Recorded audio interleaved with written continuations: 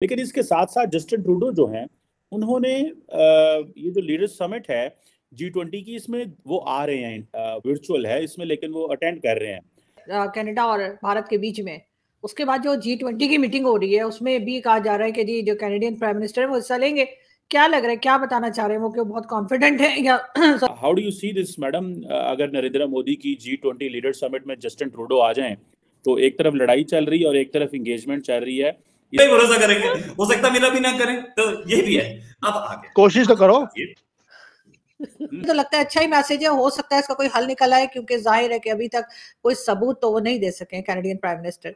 और नमस्कार दोस्तों, G20 की अभी वर्चुअल मीटिंग हुई है जिसमें जस्टिन ट्रूडो ने भी हिस्सा लिया है और ये देखकर जो पाकिस्तान के लोग हैं वो हैरान हो गए हैं, क्योंकि कुछ ही दिनों पहले भारत और कनाडा के बीच में जो विवाद हो रहा था उसके बावजूद भी जस्टिन ट्रूडो ने ये मीटिंग अटेंड की है। आप देखिए पाकिस्तानियों ने क्या बोला इस पर। लेकिन इसके साथ साथ जस्टिन ट्रूडो जो हैं उन्होंने ये जो लीडर्स समिट है G20 की, इसमें वो आ रहे हैं, वर्चुअल है इसमें, लेकिन वो अटेंड कर रहे हैं। आप कैसे देखती हैं, इसमें क्या मैसेजिंग है कि जस्टिन ट्रूडो जिन्होंने इतना बड़ा एक क्राइसिस क्रिएट कर दिया, ना तो ऑस्ट्रेलिया ने उनकी मदद की, ना अमेरिकन ने, ना बरतानिया ने, लेकिन वो इस लीडर समिट में दोबारा आ रहे हैं, इसका बाइकआउट भी नहीं कर रहे। How do you see this Justin Trudeau के लिए? ये कितना को कई लोगों ने इसको सेटबैक कहा और कई लोगों ने कहा कि वो उन्होंने ठीक किया। How do you see this madam? अगर नरेंद्र मोदी की G20 लीडर समिट में जस्टिन ट्रूडो आ जाएं तो एक तरफ लड़ाई चल रही है और एक तरफ एंगेजमेंट चल रही है। इसके लिए इसमें पाकिस्तान के लिए भी कुछ मैसेजिंग है। So how do you see this? Sir मेरा ख्याल है कैनेडियन प्राइम मिनिस्टर का जो है वो डीएनए चेक करवाना चाहिए, कहीं ना कहीं जाकर पाकिस्तानियों से मिलता होगा। बहुत ढीठ आदमी है भाई, इसलिए कि इतना कुछ बोल के उसके बाद फिर दोबारा समिट में हिस्सा ले रहे हैं। मगर इसका एक बात और है कि प्रोफेशनल तरीके से आ रहे हैं। ठीक है, एक जो कॉन्फ्लिक्ट चल रहा है भारत के साथ वो अपनी जगह, लेकिन अगर समिट है और वहां पर आना है कनाडा ने, तो वो वहां पे शिरकत कर रहे हैं, क्योंकि अभी वो एज अ प्राइम मिनिस्टर वही उस सीट के ऊपर है कनाडा में। यकीनन उनके लिए थोड़ा सा एम्बैरेसिंग होगा, लेकिन क्योंकि उन्हें इंडिया नहीं आना, उन्होंने वहीं से बैठकर वर्चुअल उस पे करना है, समिट को अटेंड करना है, तो शायद उनके लिए थोड़ा आसान होगा। मगर यहाँ पर सर सीखने वाली बात भी है कि चाहे कितना मर्जी आपस में झगड़ा हो, कितना मर्जी एक दूसरे के ऊपर इल्जामात हो, लेकिन जहां पर इस किस्म की कोई समिट आती है या कोई ऐसी जगह आती है जहां पर एक दूसरे को फेस करना है, तो वो करना चाहिए।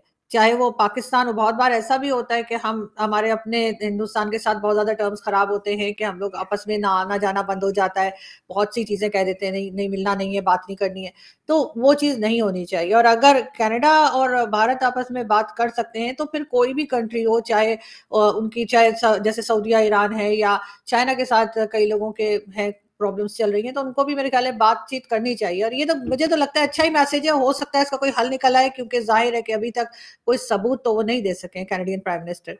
और इंडिया की तरफ से भी बार बार कहा जा रहा है भारत से कि उन्होंने, जो डॉक्टर जयशंकर ने भी कहा है कि जी आप जो निज्जर की जो किलिंग है उसके लिए हमें कोई सबूत दीजिए, कोई प्रूफ कीजिए, तो फिर उसके ऊपर काम किया जा सके। तो मेरा ख्याल है ये एक अच्छा स्टेप है। और यही चीज अगर मैं फिर पाकिस्तान की तरफ आऊं, तो हमारे यहाँ से भी बहुत बार भारत की तरफ से कहा जाता है कि कोई अटैक हुआ है या कोई टेररिस्ट गया है या कुछ भी, जो भी इल्जामात होते हैं, तो हमें भी कहना चाहिए कि ठीक है आप सबूत दीजिए, और अगर वो प्रूफ देते हैं तो उसके ऊपर यकीनन इन्वेस्टिगेशन होनी चाहिए और कार्रवाई होनी चाहिए। मगर हम तो मानते ही नहीं ना। और यही चीज भारत के लिए है कि अगर पाकिस्तान की तरफ से कोई बात की जाती है, तो वैसे आजकल तो खैर वैसे ही अननोन गनमैन आगे सबको उड़ाता जा रहा है, तो मेरा ख्याल है सफाया वैसे ही हो जाएगा बगैर बातचीत के। लेकिन सर जिस तरीके से रोहित टेंशन चली है कनाडा और भारत के बीच में, उसके बाद जो G20 की मीटिंग हो रही है उसमें भी कहा जा रहा है कि जी जो कैनेडियन प्राइम मिनिस्टर है वो हिस्सा लेंगे। क्या लग रहा है, क्या बताना चाह रहे हैं वो, कि बहुत कॉन्फिडेंट है या सॉरी बहुत कॉन्फिडेंट है, या वो ये बताना चाह रहे हैं कि वो मामले अलग हैं और G20 और इस तरह की जो मीटिंग है वो अलग है? रोहित देखिए एक चीज, एक जगह जो ये सुमित जी बोल रहे थे कि रोहित जाके रॉ को बता दे, तो मैं गया था एक ऑफिस में जिसके बाहर रॉ लिखा हुआ था। मैंने जाके बताया जी पन्नू यहाँ है, देखो पन्नू को ऐसे।